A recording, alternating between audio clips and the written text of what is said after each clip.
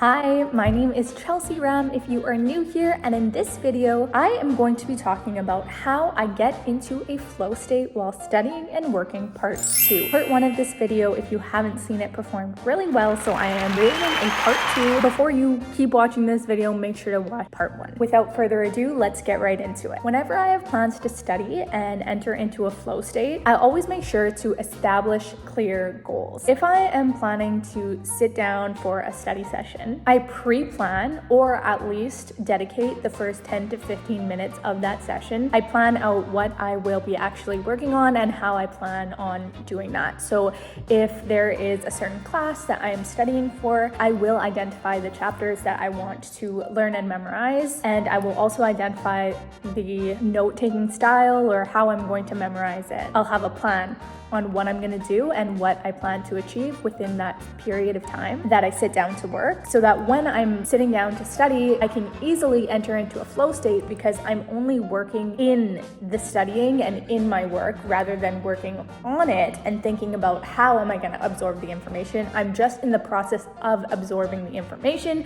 which kind of leads me to enter into a flow state easier because I'm only doing one thing. It's only using one part of my brain. Rather than the organizational part, I'm only using the part that's actually doing the work. Next thing I do if I'm trying to enter into a flow state is that I make sure what I am doing is a balance between challenge and skill. It is so difficult to enter a flow state, I find, if I'm doing something extremely challenging that I do not enjoy. And also, it's hard to enter a flow state when you're doing something that doesn't require a lot of skill, because then your mind can wander. So there needs to be somewhat of a balance. For me, when I'm studying, typically it is like a challenging topic that I'm studying. So the challenge comes through actually wanting to learn something that I don't know.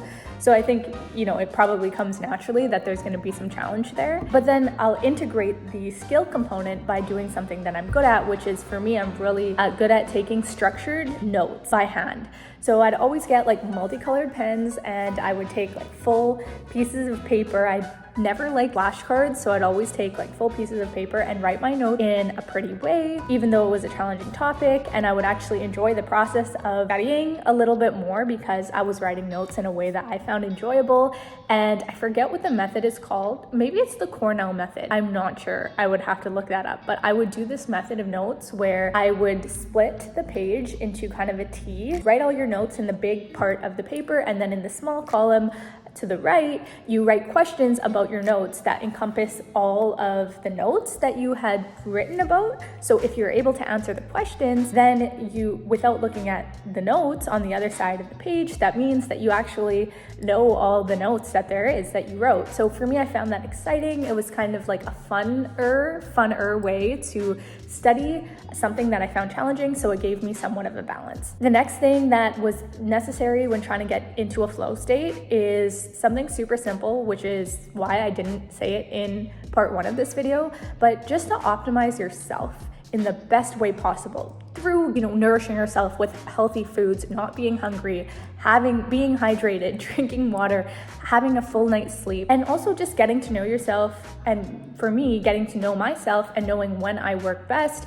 I know that when I wake up first thing in the morning, I'm actually very alert, and the best time for me to study and get into a flow state, and I learned this by observing myself, by trial and error. The best time for me was to study in the morning. So I think, identifying when that works for you is really beneficial. The next thing that really helped me in entering into flow states is observing and reflecting on the times that I would sit down to study and work and I was not entering into the flow state. I'm just not able to concentrate for a reason. So identifying that as being a consistent problem when I've been trying to get into a flow state and not being able to, so that when I go forward and try to get in that flow state in the future, being able to remove those thoughts through, for me, what works is journaling or meditating or thinking about the issue beforehand and making a conscious decision to not have those thoughts as much as you can when you are sitting down to study. And for me, I found it really was helpful to meditate, even just for 5-10 minutes or less prior to getting into that flow state,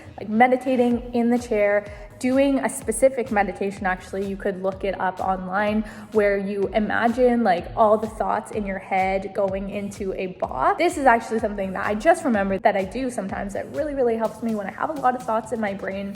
sitting down on my chair before I study, thinking about all the thoughts in my brain and imagining them exiting my brain and going into a box, which I seal up, I put into another box, seal that one up, and then just like push it like away to be dealt with after, so that in this session, when I enter into studying, I can put myself in a space where I can more easily enter into a flow state because there's not a variety of thoughts in my brain. So I hope you enjoyed part 2. If you want to see a part 3 or any topic adjacent to this one, please let me know in the comments below. Thank you for watching this far. Subscribe for more content just like this, and I will see you in my next video.